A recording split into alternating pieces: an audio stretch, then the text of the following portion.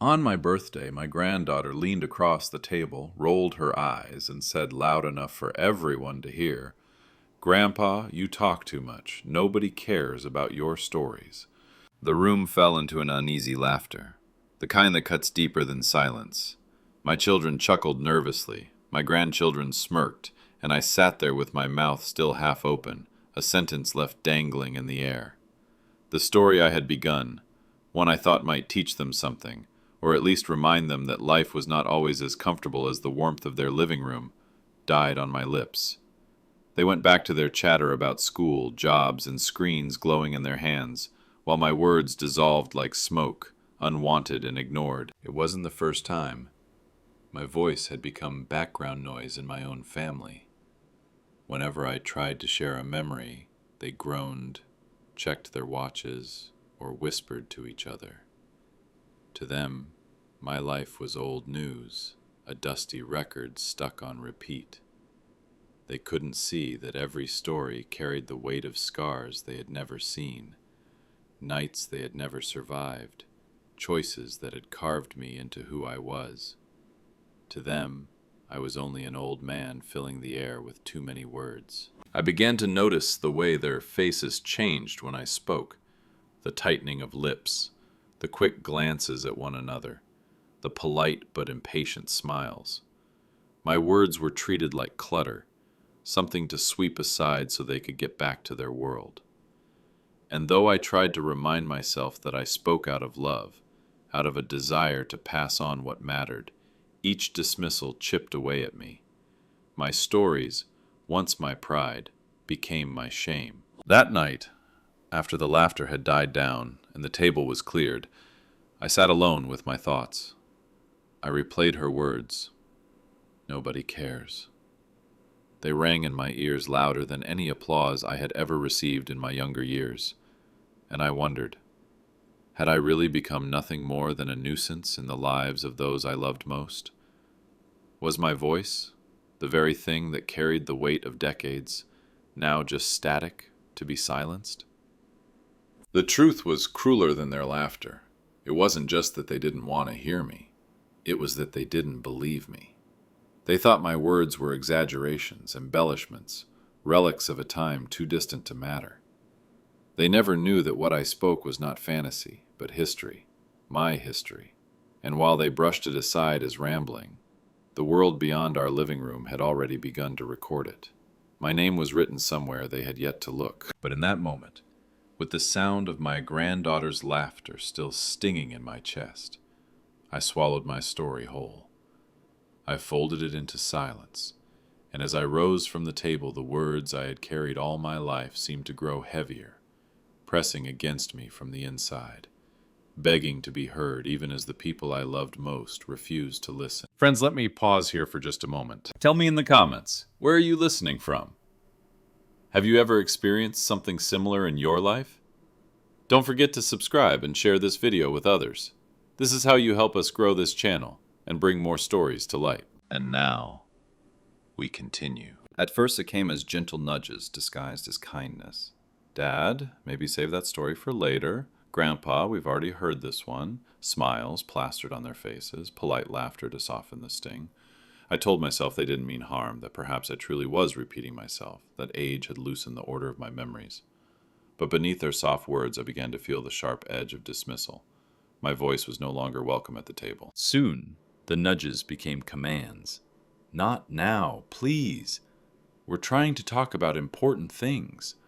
I heard it over clinking glasses, over the scraping of forks, over the hum of their lives rushing faster than mine. And the more they silenced me, the more I felt the weight of my stories pressing inward, crowding my chest, demanding air. My words were not ramblings, they were roots, yet they treated them like weeds. I remember one evening in particular. The food was warm, the laughter steady, and I thought, just for a moment, that I might try again. I began to share a memory, a piece of the past, stitched with both pain and pride. But before the second sentence could leave my mouth, my own son raised his hand, as if stopping traffic.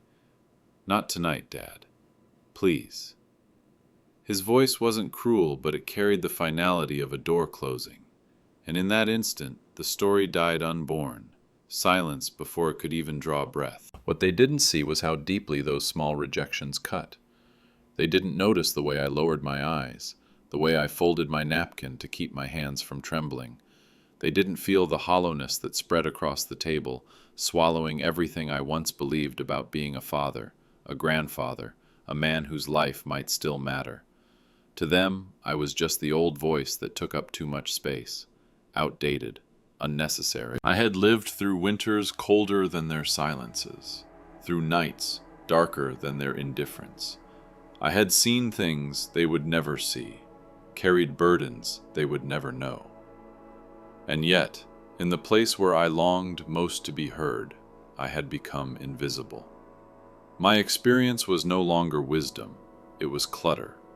My voice was no longer a gift, it was an interruption. And so, I learned to close my mouth, to eat quietly, to smile when expected, to let their conversations rush past me like trains I was no longer allowed to board. But inside, the stories did not die. They pressed harder, heavier, filling the quiet with the ache of being caged. Because a man's past does not vanish when ignored. It waits. It waits for the moment when silence can no longer hold it. So I stopped. I folded my words the way one folds an old letter, carefully, but with the knowledge that no one would ever open it again. At the table, where once I had carried the rhythm of stories, of places they had never seen, of nights when survival was a question, of small victories won through persistence, now I sat in silence. My fork moved, my lips lifted when required, but my voice disappeared. The change pleased them. I could see it in the easy way they leaned into each other's conversations, in the relief across their faces when I didn't interrupt with another long tale. My grandchildren laughed louder, their jokes filling the space that once belonged to me. Their laughter wasn't cruel, it was thoughtless, which in some ways hurt even more. They had not just silenced me, they had replaced me. I watched them speak about futures that stretched wide before them. Careers not yet built, travels not yet taken, dreams untouched by disappointment.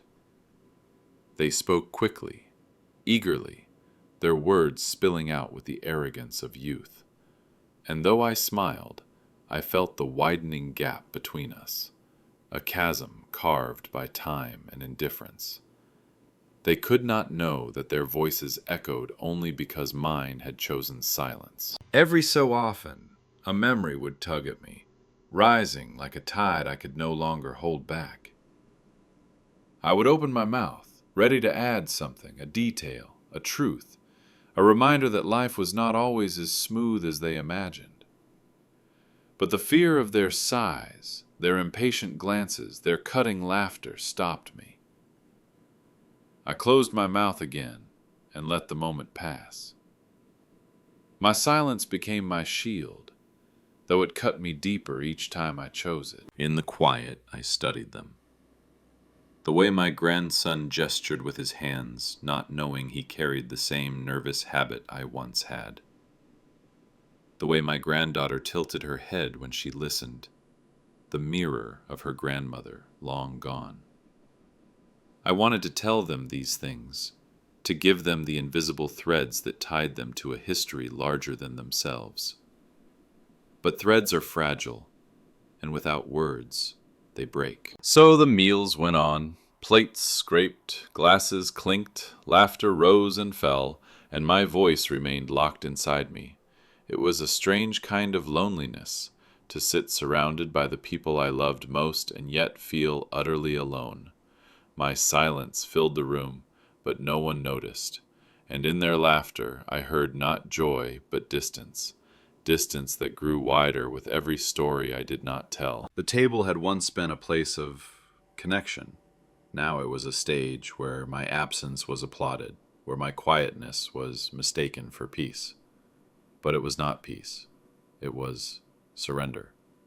And as I sat there, swallowed by the noise of those who believed they knew better, I wondered if someday they would regret the words they never let me speak. At night, when the house grew quiet and the laughter of the day dissolved into distant echoes, I found myself at the window, staring out into the dark. The streetlights painted pale circles on the pavement, and the shadows seemed more faithful than the voices I lived with. I would sit there for hours, whispering my stories to the glass, my breath clouding against it, as if the window itself might listen where my family would not. I spoke softly, not because I was afraid of waking anyone, but because I no longer believed my words deserved to be heard out loud. I told the stories to myself, the battles I had fought, the nights when hunger clawed at my ribs, the friendships forged in places my grandchildren had never learned about in their books. I spoke of the moments when I had chosen sacrifice over safety, when I had built something from nothing, when I had carried others through storms they could not endure alone. And each time I spoke, I heard how my voice trembled, not from weakness, but from the unbearable weight of speaking into emptiness. There is a particular kind of loneliness that does not come from being alone, but from being unseen. I was surrounded by family, yet I might as well have been a ghost moving through the rooms. My chair at the table, my place on the sofa, my shadow on the wall, they all existed, but my presence did not.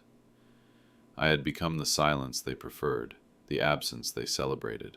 My stories, my life, were clutter to them, and so I stored them in the only place left, my own fading memory. Sometimes I would close my eyes and imagine another life, one where they leaned closer instead of turning away, where my words were gathered like treasures instead of scattered like ashes. I pictured my grandchildren asking questions, hungry to know who they came from, eager to carry my memories into their own futures. But each time I opened my eyes, reality was crueler. The window reflected back the face of an old man mumbling to himself, a man whose worth had been reduced to the noise of his own whisper. I told myself it was enough, that speaking the stories aloud, even to no one, was better than letting them rot unspoken.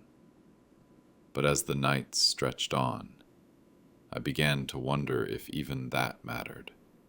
My words filled the room, but the room gave nothing back. It was like pouring water into a well with no bottom. My life, once lived for others, now echoed only in the ears of a man the world had chosen not to hear. And still, night after night, I returned to that window, because silence was heavier than loneliness, and telling my stories to the dark was the only way to keep myself from disappearing altogether. It happened on a Sunday afternoon, when the house was filled with voices and the table was heavy with food. I had not planned to speak. I had learned to keep my stories folded away like fragile letters. But sometimes memory rises on its own, uninvited, like a tide that refuses to be stopped. As the others talked of school and business and the endless chatter of their bright, modern lives, I let slip a detail from long ago, an image of a night when the world seemed darker than any they had known, and how a single act of courage had changed everything.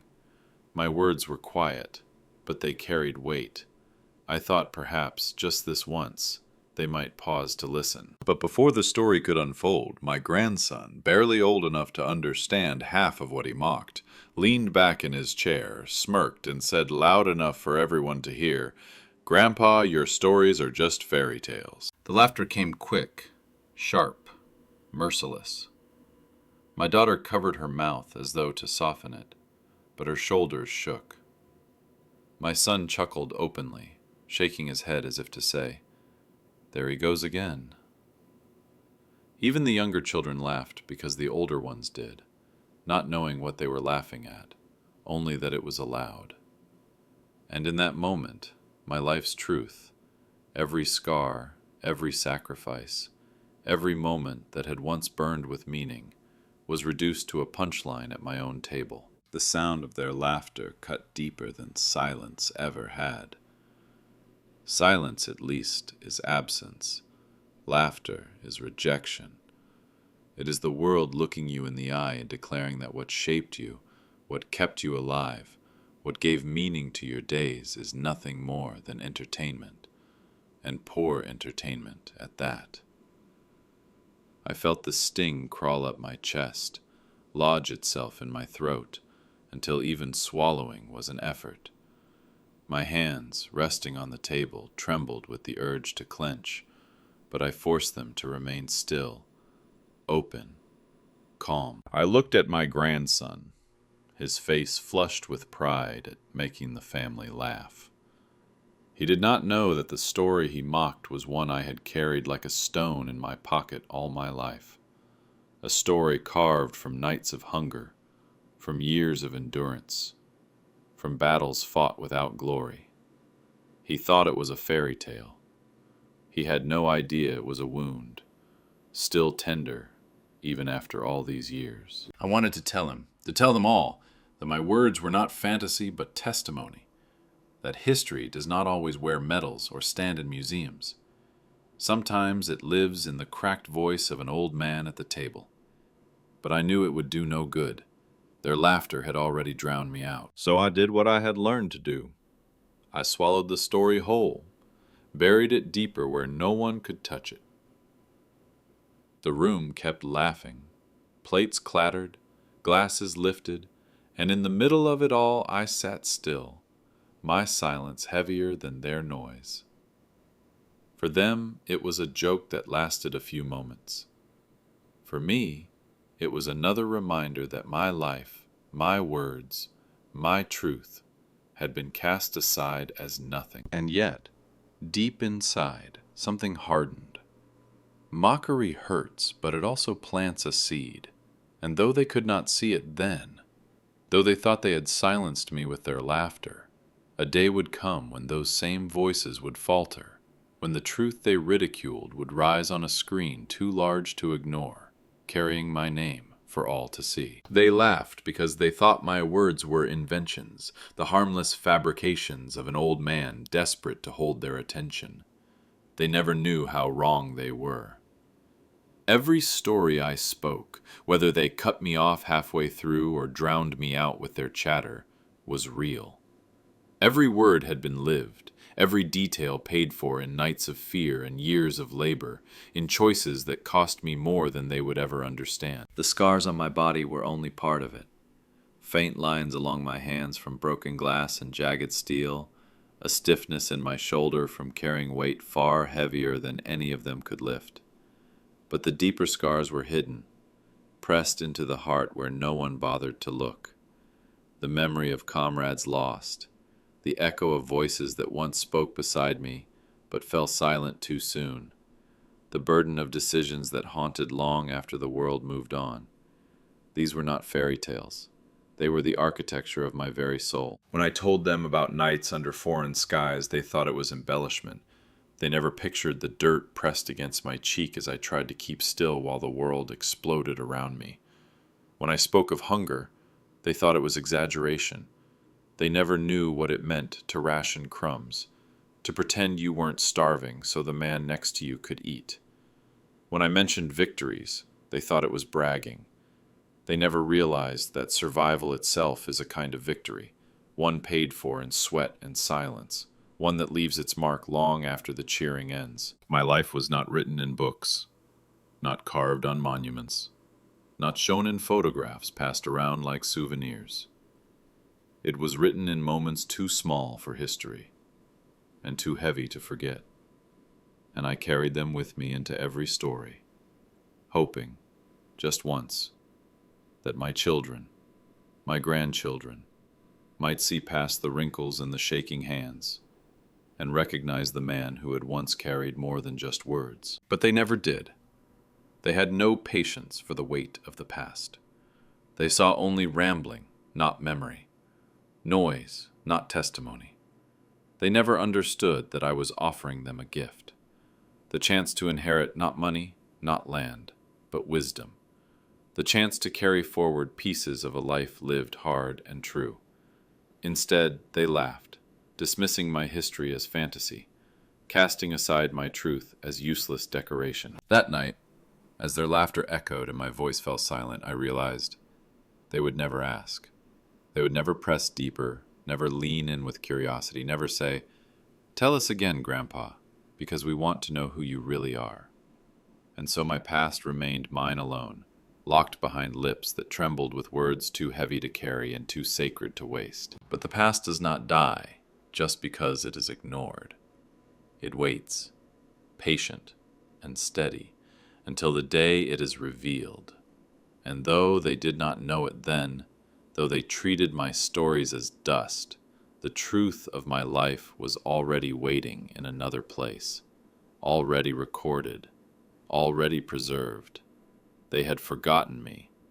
The world had not. There are things a man carries not because he wants to, but because he must. My family thought I filled the air with pointless chatter, but what they never knew was that beneath my words lay truths too heavy to shout, too sacred to boast about. Once, long before they rolled their eyes at me, I had stood in places where the ground itself seemed to shake with history. I had watched decisions being made that would ripple across decades. I had given pieces of myself in silence so others could stand tall and free. They read about those days now in books. They watch dramatizations on their glowing screens, where actors speak lines written by people who weren't there. They call it history. They discuss it at schools, write essays, debate facts and dates. But I lived it. I walked among the smoke and uncertainty. I carried messages through nights when silence was life, and one misstep meant no dawn.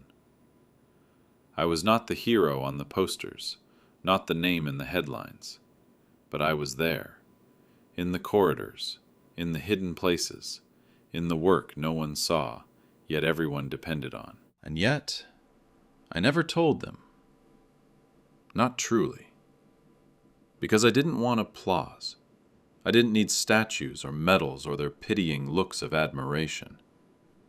What I wanted was simpler, quieter, for my words to matter to my own blood, for my grandchildren to lean closer when I spoke, not to turn away, for them to know that the voice they silenced was the same voice that once helped steady a world trembling at its core. Instead, I stored my memories like old documents, folded and tucked away in the drawers of my heart. I whispered them sometimes at night, when no one else could hear, not to glorify myself, but to keep the truth alive. Because truth dies when it isn't spoken, and I believed, perhaps foolishly, that someday someone would want it, that someday the world would need it. What they didn't realize was that others already had. Years ago, strangers had come, notebooks in hand, tape recorders whirring softly, asking me to tell my story. They listened where my family would not. They wrote where my children rolled their eyes. They captured what my grandchildren dismissed as rambling. And though I never mentioned it at the table, my words had already been carried away, stored in archives, saved for a day I could not yet see. My family thought they were silencing an old man too fond of his own voice. What they didn't know was that my voice had already traveled farther than they imagined, that my stories had already found ears eager to remember. They laughed at me, but history did not laugh. History had kept my name, hidden in reels of film and pages of notes, waiting for the moment it would surface. And one day it would. Not in whispers at a window, not at a table where no one listened, but in front of them all, undeniable, unshakable, when the world itself would remind them of the man they had chosen not to see. It was a small moment, almost nothing at all, yet it landed like a hammer against glass already cracked. I had begun, timidly, to tell a story. Just a fragment, a memory pulled from years that still breathed inside me. My words had barely left my lips when my son raised his hand, palm out like a wall.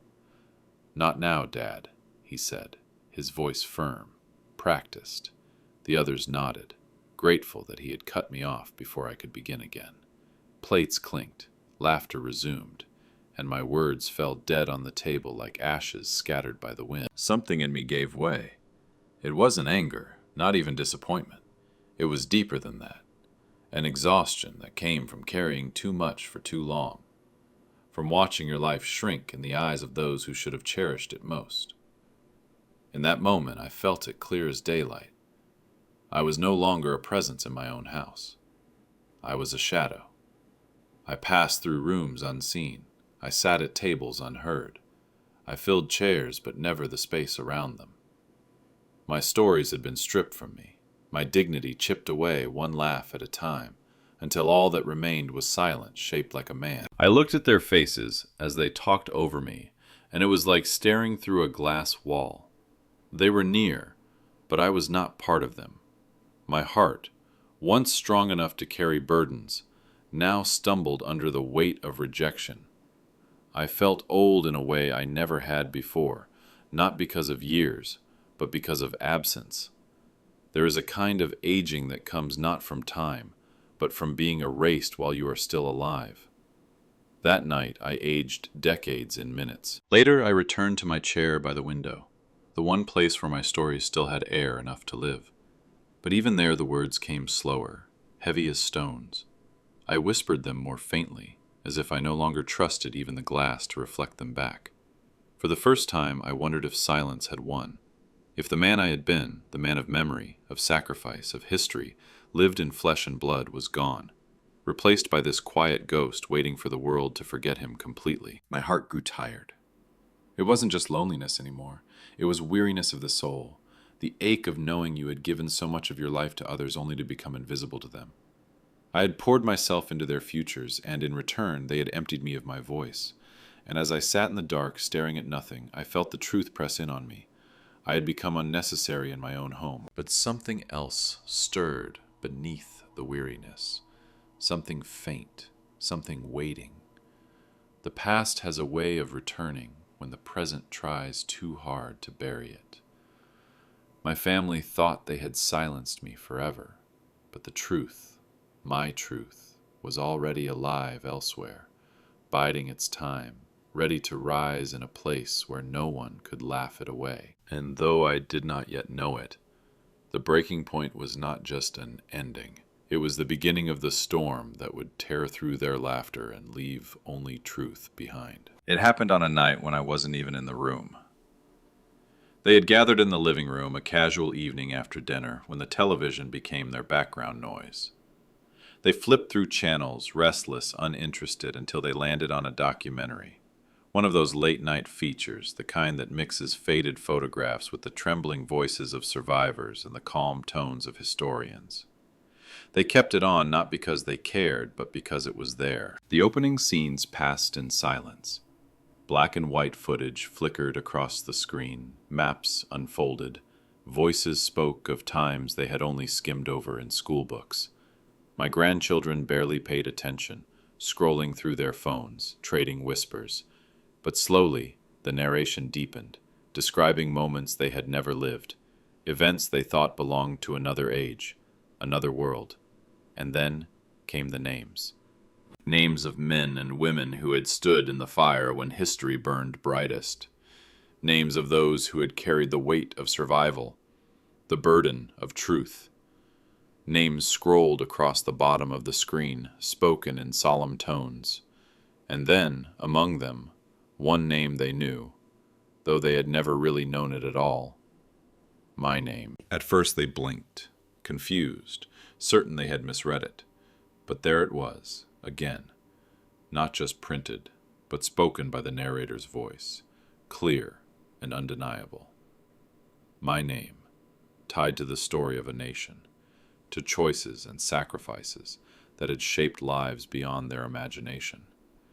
The room, once filled with whispers and laughter, grew still, their phones lowered, their eyes fixed on the screen. As the film unfolded, my voice appeared, not the trembling voice they silenced at the dinner table, but the steady, recorded voice of a younger man giving testimony years ago. My words carried across the room, stronger than they had ever heard them, framed not as ramblings but as history. I spoke of nights under foreign skies, of the weight of decisions made in shadows, of carrying truths that others wanted forgotten. And this time no one laughed. This time they couldn't. The images matched my stories, the very ones they had dismissed as fairy tales, the faces of men I had once known, the places I had described, the moments I had tried to pass on. They were all there, real, undeniable, stitched into film for the world to see. What they had called exaggerations now stood before them as fact. What they had mocked as rambling now carried the authority of history itself. The living room had never been so quiet. My son leaned forward, elbows on his knees, his eyes unblinking. My daughter pressed her lips together, pale with shame. And my grandchildren, the ones who rolled their eyes and called me long-winded, sat frozen, their mouths slightly open, as if seeing me for the first time. They had silenced me in life, but the world had given me back my voice.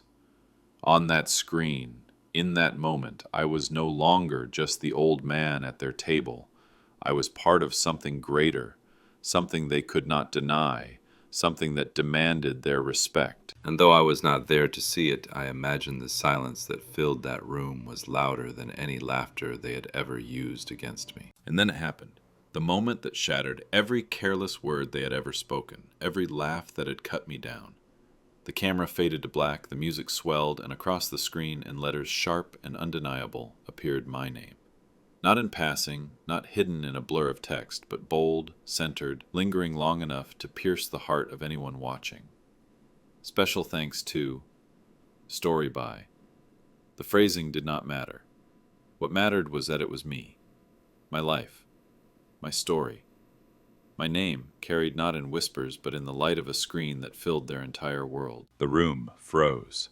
Forks that had been left on plates from a late snack. Phones still glowing in young hands. All of it stilled in that instant.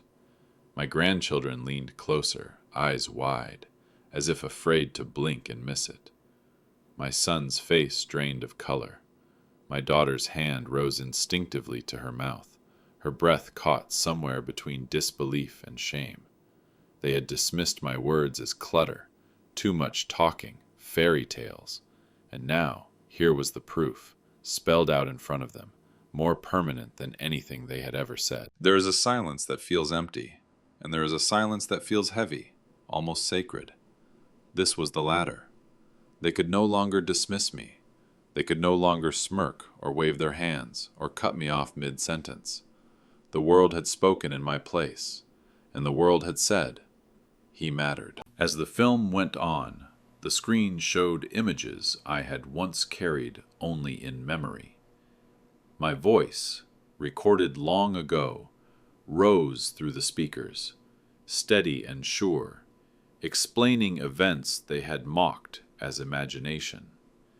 They saw photographs of faces I had described, documents with dates I had repeated, places I had painted in words that had once made them roll their eyes.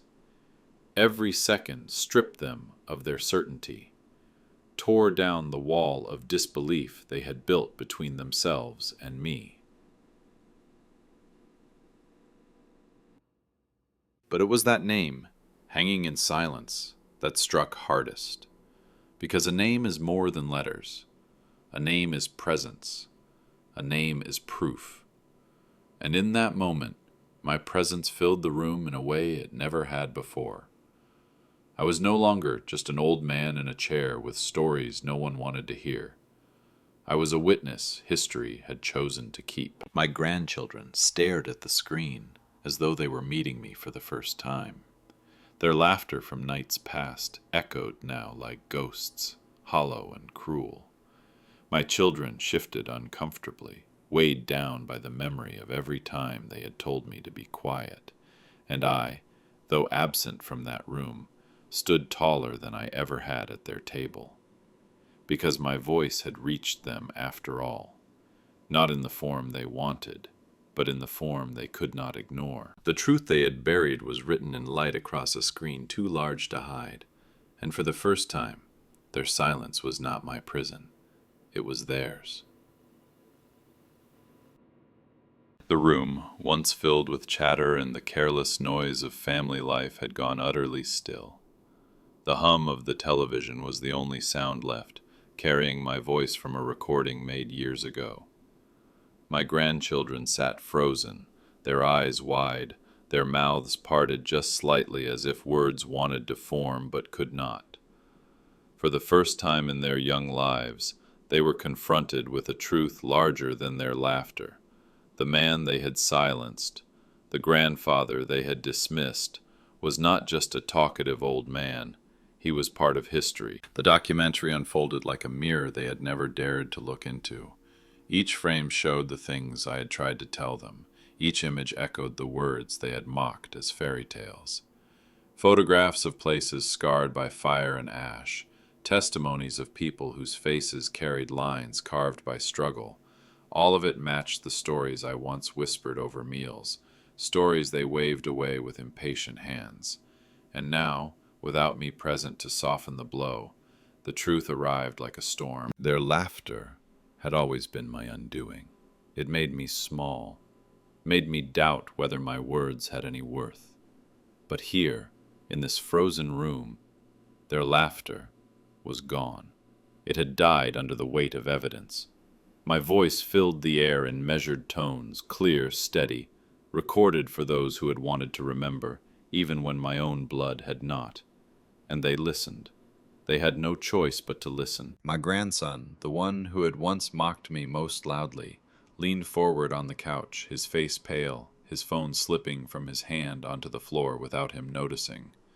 My granddaughter, who had rolled her eyes so many times at my long speeches, pressed her knees together tightly, gripping her hands as though trying to anchor herself. My son and daughter exchanged quick glances, but neither spoke. Their silence betrayed the same truth. They had not known me at all. It was not pride I felt in that moment, though it would have been easy to feel it. It was something heavier, more solemn. Vindication, yes, but also sorrow. Because this revelation should have come differently. It should have come at my table, with their faces turned toward me in respect, not toward a screen that forced them to see what they had refused to believe. I should have been the one to tell them my story, but I had been silenced, and so the world had spoken for me. And in that living room, the world's voice was louder than theirs had ever been. The frozen room stood as testimony itself. Their silence was not the silence of dismissal anymore. It was a silence of shame, the silence that comes when truth stares too hard to deny. For years, they had made me a ghost in my own house. Now it was their turn to sit haunted, unable to escape the truth written across the screen and carried in my name. In that moment, my absence was the loudest presence of all. The film moved forward, and with it came voices that my family could not laugh away. These were not the trembling words of an old man at the table, not the whispers I muttered to myself at the window when no one was listening. These were the voices of historians, professors, men and women with titles that carried weight. Calm, deliberate, authoritative, they spoke of me as though I were carved into the story of an age. They spoke of my strength, not the kind measured in muscles, but the kind that endures when others fall apart.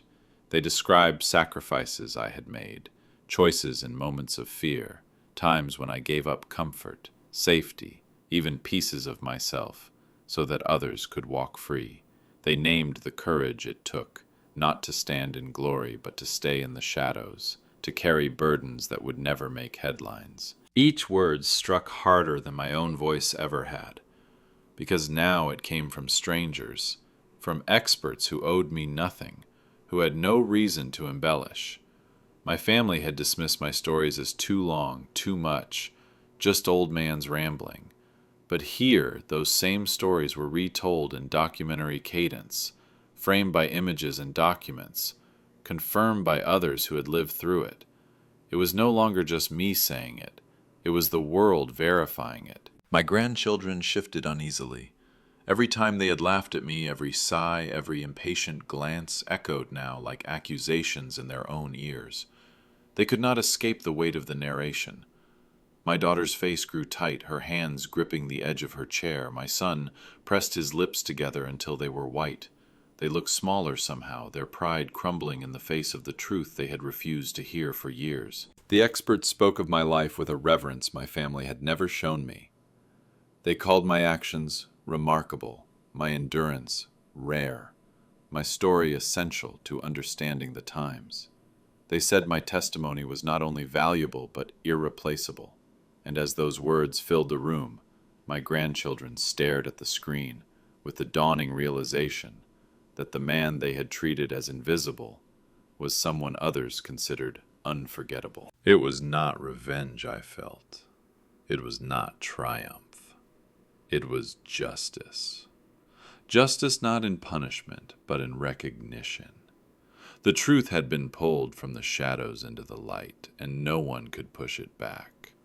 My voice, once drowned at the dinner table, now carried in the voices of others, echoing louder than all the laughter, all the dismissal, all the silence that had suffocated me. The testimony of strangers did what my own family never allowed my voice to do. It made them listen, and in their listening they were forced to see me, not as the talkative old man they tried to silence, but as a man who had lived, sacrificed, and mattered. For the first time, their silence was not my burden.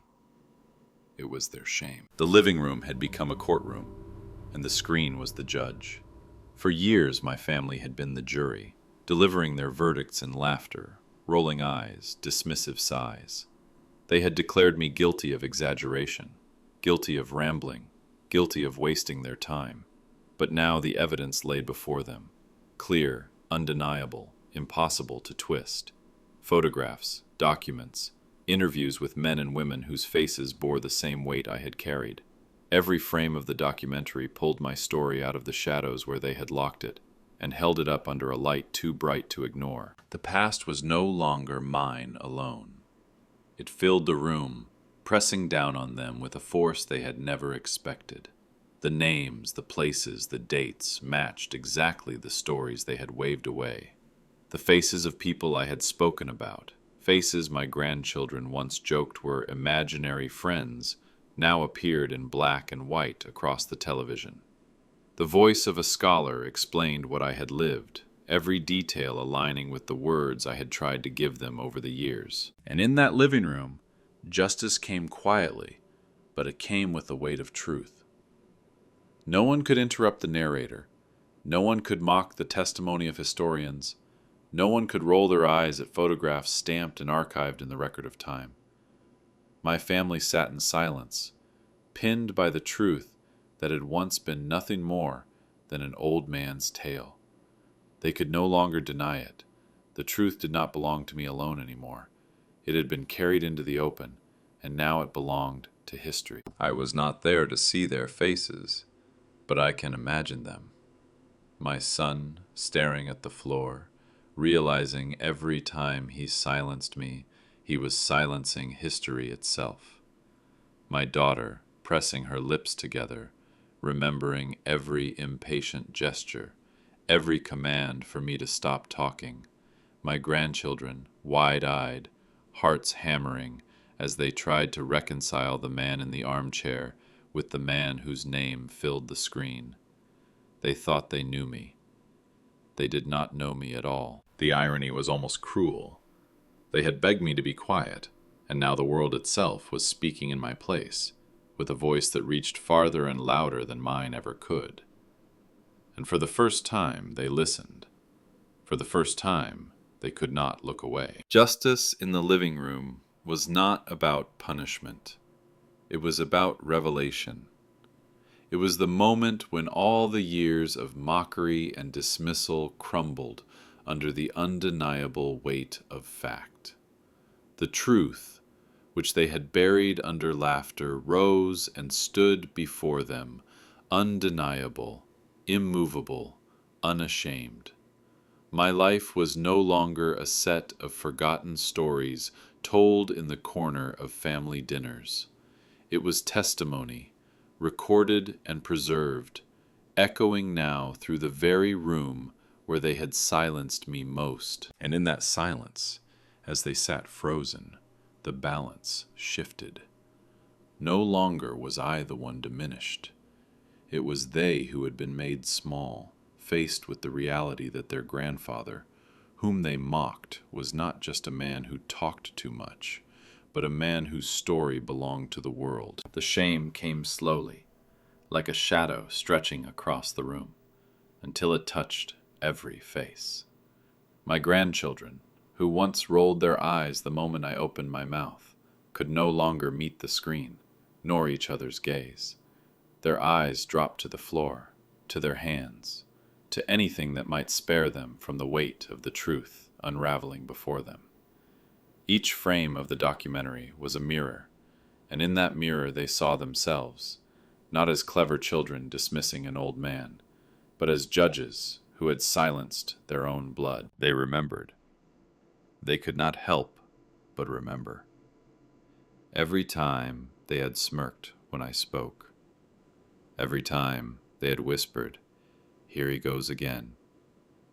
Every time they had begged me to be quiet so they could return to their phones, their jokes, their easy world. Those memories now pressed against them, each laugh sounding uglier, each interruption more cruel. They had not just ignored me, they had betrayed me. They had betrayed my memory, treating my life's testimony as though it were nothing but noise. My son sat stiff, staring at the ground, his jaw set but trembling faintly at the edges. He was the one who had raised his hand so many times to silence me, who had told me there were more important things to discuss at the table. And now he heard strangers calling my story essential, my testimony irreplaceable. His silence was no longer power, it was guilt. My daughter's face was pale. She folded her arms tightly across her chest, as if she could keep the shame from breaking her open. She had once laughed along with her children, gently but without protest, allowing my words to be dismissed. Now, each expert's voice was a condemnation she could not escape. The shame burned deeper because she knew, she had known somewhere in her heart, that I was telling the truth. But it had been easier to push me aside than to listen. And the grandchildren, the ones who had mocked me most freely, were perhaps the most undone. They remembered the sound of their laughter bouncing against the walls, the way they had looked at each other with secret smiles when I spoke too long. That laughter seemed monstrous now, echoing in their minds like betrayal. They had thought they were only dismissing a man who spoke too much, but now they saw what they had really done. They had silenced history, ridiculed sacrifice, rejected a legacy that was meant to belong to them. The living room was heavy with the weight of their shame. No one spoke. The television kept playing, my recorded voice continuing. But in that silence they were forced to face the truth. They had been wrong, not just wrong in their judgment, but wrong in their hearts. And the shame of it would follow them longer than the laughter ever had. It was not vengeance that had come to them, but justice, the kind of justice that does not strike with thunder but with memory, and memory, once awakened, is a far harsher judge than any man. He sat in his chair, the same one where he had so often been ignored, the same chair from which his words had risen and died in the air of a restless room. But now he sat differently. His hands, once clenched with frustration, now rested open on his knees. His eyes, tired from years of dismissal, glowed with something quieter and stronger. He did not need to speak anymore. The screen spoke for him. The voices of strangers carried his testimony. The images carried his truth, and his name, stood unshaken in the light. For years he had tried to break through the walls of indifference, offering his stories as gifts, only to have them returned as mockery. For years he had whispered to the glass at night, wondering if his life had vanished into silence. But justice did not arrive at his table. It arrived here, in the glow of the television, in the unrelenting proof of history that could not be laughed away. And in that moment, his silence was no longer weakness. It was strength. He didn't have to fight for their ears anymore. The world itself had claimed his voice. His grandchildren sat in stunned quiet, no longer rolling their eyes, no longer sighing at the length of his words. They stared at the screen, then at him, then back again, trying to reconcile the man in the documentary with the man in the chair before them. The gap between the two closed slowly, painfully, until they realized they had been the blind ones. The grandfather they had silenced was not a relic of the past. He was the past, preserved, honored, remembered. The laughter that once rang so loud seemed brittle now, like glass shattered beneath the weight of truth. He did not scold them. He did not remind them of their cruelty. He did not need to. The silence in the room was punishment enough, and in that silence his dignity returned to him in full. They saw it now. Every word he had ever spoken was a thread, and together those threads wove a tapestry they had never bothered to look at. But the world had looked, the world had listened, and the world had remembered. Justice had not come with thunder or vengeance, but with recognition. Recognition that a life spent in words was not wasted, recognition that memory carried faithfully even when ignored holds a power stronger than mockery.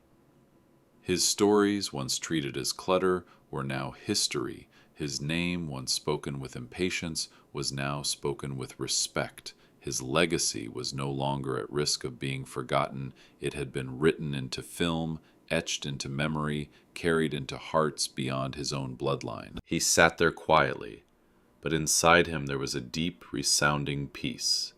Not triumph, not revenge, something steadier. Vindication.